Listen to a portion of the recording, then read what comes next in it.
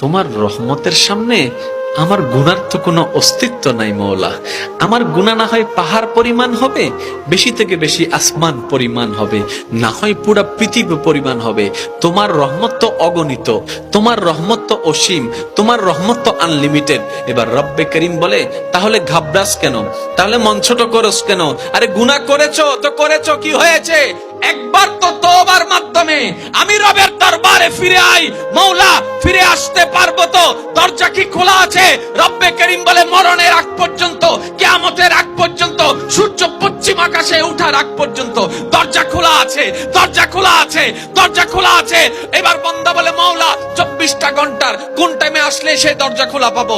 রব্বে করিম বলে, আরে ব্যাংকের দরজা খোলা থাকে নির্দিষ্ট সময়ে, অফিস আদালতের দরজা খোলা থাকে নির্দিষ্ট সময়ে, এমনকি ঘরের দরজাও খোলা থাকে নির্দিষ্ট সময়ে, এর বাইরে যাই না।